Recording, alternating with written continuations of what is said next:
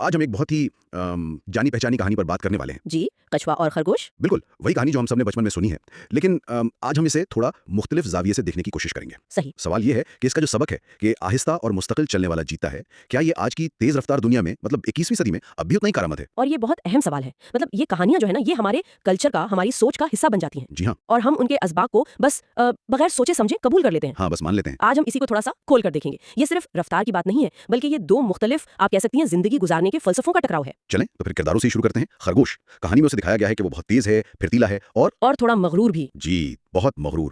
وہ اپنی صلاحیت پر حد سے زیادہ بھروسہ کرتا ہے. جب وہ کچھوے کا مذاق اڑاتا ہے نا, جی, تو وہ صرف ایک مذاق نہیں ہوتا, وہ اس کی پوری سوچ کو ظاہر کرتا ہے کہ بس رفتار ہی سب کچھ ہے. بالکل. اور یہاں ایک بہت ہی دلچسپ نفسیاتی پہلو ہے. سائیکالوجی میں ایک چیز ہوتی ہے, اچھا, اسے ڈننگ کروگر ایفیکٹ کہتے ہیں. Dunning Kruger effect. جی, مطلب اس کا یہ ہے کہ جب کسی کو بہت کم پتا ہوتا ہے نا, تو اسے یہ بھی نہیں پتا ہوتا کہ اسے کم پتا ہے. واہ, یعنی وہ اپنی ہی ناواقفیت سے ناواقف ہوتا ہے. بالکل. اور خرگوش کے ساتھ شاید یہی ہو رہا تھا. اسے اپنی رفتار پر اتنا غرور تھا کہ اس نے مقابلے کو, اپنے مدے مقابل کو اور اپنی خامیوں کو سمجھنے کی صلاحیت ہی کھو دی تھی. یہ تو بہت دلچسپ نکتہ ہے. یعنی یہ صرف تکبر نہیں تھا, یہ ایک طرح کا وہ جو ہے نا کوگنیٹو بائس تھا. جی, ایک ذہنی مغالطہ جس نے اسے اندھا کر دیا تھا. اچھا. اور دوسری طرف ہے کچھوا, وہ اپنی حدود کو جانتا ہے. صحیح. جب خرگوش اس کا مذاق اڑاتا ہے تو وہ غصہ نہیں کرتا, نہ کوئی جواب دیتا ہے, وہ بس مسکرا کر کہتا ہے, شاید میں دھیرے ہوں لیکن میں ہمت نہیں ہارتا. اور یہ ایک جملہ اس کے پورے کردار کا نچوڑ ہے. بالکل. وہ حقیقت پسند ہے, لیکن اس کی حقیقت پسندی میں مایوسی نہیں. آج کل کی زبان میں ایک ماہر نفسیات ہیں, اینجلا ڈکورتھ, وہ اسے گرٹ کہتی ہیں. اچھا, گریٹ. جی, گرٹ کا مطلب صرف صبر نہیں, بلکہ کسی بڑے مقصد کے لیے جذبہ اور استقامت دونوں کا ملاپ. کچھوے کے پاس یہی تھا. اس کا مقصد صرف دوڑنا نہیں تھا, فنش لائن تک پہنچنا تھا. اس کی رفتار کم تھی, لیکن اس کا فوکس, اس کا عزم, وہ غیر متزلزل تھا. تو اس نے اپنی توانائی اس بات پر ضائع نہیں کی کہ خرگوش تیز کیوں ہے. نہیں, بالکل نہیں. اس نے اپنی ساری توانائی صرف ایک کام پر لگائی, چلتے رہنا. تو ایک طرف ایک ایسا کردار جو اپنی صلاحیت کے بارے میں غلط فہمی کا شکار ہے, اور دوسری طرف وہ جو اپنی کمزوری کو مان کر اپنی اصل طاقت پر یعنی استقامت پر توجہ دیتا ہے. جی. لیکن یہاں میں ایک سوال اٹھانا چاہوں گا. آج کی دنیا میں خاص طور پر ٹیکنالوجی اور بزنس میں ایک فرسٹ موور ایڈوانٹیج کی بات ہوتی ہے. بالکل. یعنی جو پہل کرتا ہے, جو تیز ہوتا ہے, وہ جیت جاتا ہے. ہر کوئی خرگوش بننا چاہتا ہے.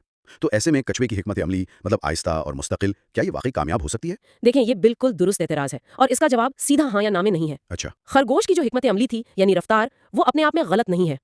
مسئلہ تب پیدا ہوتا ہے جب رفتار کے ساتھ برداشت نہ ہو, سمت کا تعین نہ ہو. خرگوش آدھے راستے میں رک گیا, سو گیا. یہ اس کی حکمت عملی کی سب سے بڑی خامی تھی. صحیح. جبکہ کچھوے کی حکمت عملی کمپاؤنڈ ایفیکٹ کے اصول پر تھی. Compound effect? جی, یعنی چھوٹی چھوٹی مسلسل کوششیں وقت کے ساتھ مل کر بہت بڑے نتائج پیدا کرتی ہیں.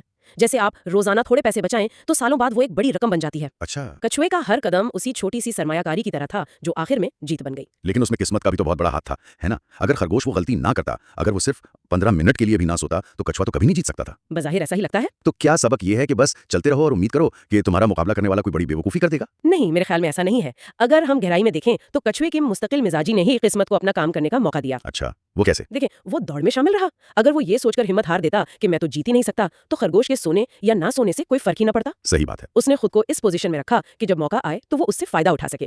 اس کی حکمت عملی دوسروں کی ناکامی پر نہیں, بلکہ اپنی موجودگی یقینی بنانے پر تھی. اور خرگوش کی حکمت عملی اتنی خطرناک تھی کہ اس میں غلطی کی کوئی گنجائش ہی نہیں تھی. ایک غلطی اور سب کچھ ختم. بالکل. یہ ہمیں سکھاتا ہے کہ جو حکمت عملی صرف بہترین حالات میں کام کر سکتی ہے, وہ اکثر سب سے کمزور ہوتی ہے. یہ بات مجھے اپنے یونیورسٹی کے دنوں کی یاد دلاتی ہے. میں اکثر امتحان سے ایک رات پہلے پورا کورس پڑھنے کی کوشش کرتا تھا. یعنی خرگوش بننے کی کوشش؟ ہاں, ہر بار. کبھی کبھی کامیاب بھی ہو جاتا تھا, لیکن جس دن طبیعت خراب ہوتی یا کوئی اور مسئلہ, تو نتیجہ تباہ کن ہوتا تھا. جبکہ میرے وہ دوست جو روز تھوڑا تھوڑا پڑھتے تھے, یعنی کچھوے, وہ ہمیشہ اچھے نمبروں سے پاس ہوتے تھے, چاہے امتحان سے ایک رات پہلے کچھ بھی ہو جائے. بالکل یہی بات ہے. یہ کہانی انفرادی کارکردگی سے زیادہ ایک سسٹم اور پروسیس کی اہمیت پر زور دیتی ہے. سسٹم اور پروسیس؟ جی. خرگوش کا انحصار ایک لمحے کی شاندار پرفارمنس پر تھا, جبکہ کچھوے کا انحصار ایک قابل اعتماد مسلسل عمل پر تھا. اور زندگی کی زیادہ تر بڑی کامیابیاں کچھوے کے طریقے سے ہی ملتی ہیں. چلیں اب کہانی کے اختتام کی طرف آتے ہیں. میرے خیال میں اس حصے کو اکثر نظر انداز کر دیا جاتا ہے. جی, ان کی دوستی والے حصے کو. بالکل. دوڑ کے بعد وہ دشمن نہیں بنتے, وہ دوست بن جاتے ہیں. ماخذ میں لکھا ہے, دونوں پھر اچھے دوست بن گئے اور جنگل میں ساتھ کھیلتے رہے. یہ تو ایک بہت ہی غیر متوقع موڑ ہے. اور بہت مثبت بھی. میرے خیال میں اس کے دو گہرے مطلب ہو سکتے ہیں. اچھا. پہلا تو یہ کہ شکست ایک بہت طاقتور استاد ہو سکتی ہے. خرگوش کی ہار نے اس کے غرور کو توڑا. جب تک وہ جیت رہا تھا, وہ کچھوے کو اپنے سے کمتر سمجھتا تھا, لیکن جب اسی کردار نے اسے ہرا دیا تو اسے اس کی اصل طاقت یعنی استقامت کا اندازہ ہوا. تو اس ہار نے اسے عاجزی سکھائی. جی, اور ایک حقیقی تعلق کی بنیاد رکھی جو برابری پر مبنی تھی. اور شاید اس میں کچھوے کے کردار کا بھی ہاتھ تھا. اس نے جیتنے کے بعد خرگوش کا مذاق نہیں اڑایا. بالکل, اس نے وقار کا مظاہرہ کیا. किया, उसने ये साबित किया कि इसका मकसद खरगोश को नीचा दिखाना नहीं था, बल्कि सिर्फ अपना मकसद हासिल करना था। ये रवैया भी बहुत जरूरी था दोस्ती के लिए। जी, और दूसरा अहम नुक्ता मुकाबले की नौयत के बारे में है। ये कहानी बताती है कि एक सेहतमंद मुकाबले का नतीजा दुश्मनी नहीं बल्कि बाहमी एहतराम होना चाहिए। यानी खरगोश ने अपनी गलती मानी और कछुए ने उसे माफ कर दिया। और शायद उन्होंने ये भी सीखा कि वो एक दूसरे से सीख सकते हैं। खरगोश कछुए से इस्तेकामत सीख सकता था और कछुआ शायद खरगोश से ये सीख सकता था कि कभी-कभी रफ्तार भी जरूरी होती है। तो उनकी दोस्ती एक तरह से उनकी इनफरादी सलाहियतों का बेहतरीन इम्तिजाज बन सकती थी। बिल्कुल।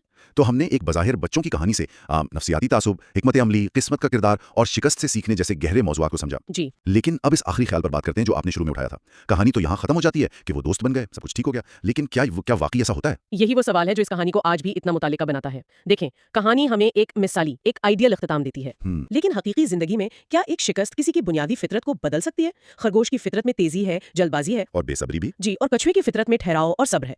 क्या ये मुमकिन है कि वो हमेशा हमाहंगी से रहें? या ये ज्यादा मुमकिन नहीं कि मुस्तकबिल में फिर कोई ऐसी सूरत हाल आए जहाँ खरगोश अपनी पुरानी आदतों पर वापस चला जाए? बिल्कुल। हो सकता है अगली बार वो ना सोए और दौड़ जीत जाए, तब क्या होगा? क्या वो फिर से मगरूर हो जाएगा? क्या उनकी दोस्ती सिर्फ उस एक हार के सबक पर कायम थी? ये एक पेचीदा सवाल है। शायद असल सबक ये नहीं कि खरगोश मुकम्मल तौर पर बदल गया, अच्छा, बल्कि ये कि वो अपनी फितरत से आगाह हो गया।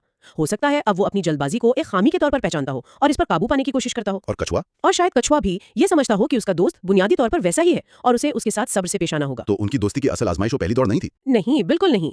असल आजमाइश तो इसके बाद रोजमर्रा की जिंदगी में एक दूसरे की फितरत को समझना और बर्दाश्त करना है। तो कहानी का इख्तिताम एक मंजिल नहीं बल्कि एक नए सफर का आगाज है। एक ऐसा सफर जहां दो बिल्कुल मुख्तलिफ फितरत के लोग एक साथ रहना सीखते हैं। जी। शायद असल सबक ये है कि हकीकी कामयाबी किसी दौड़ को जीतना नहीं बल्कि अपने से मुख्तलिफ लोगों के साथ एहतराम और अफ़हम व तफ़हीम का रिश्ता कायम करना है। बहुत खूबसूरत नुक्ता है। ये सोचने के लिए एक बहुत गहरी बात है कि क्या हम अपनी जिंदगी में खरगोश और कछुए के किरदारों को पहचानते हैं और उनके साथ कैसे पेश आते हैं।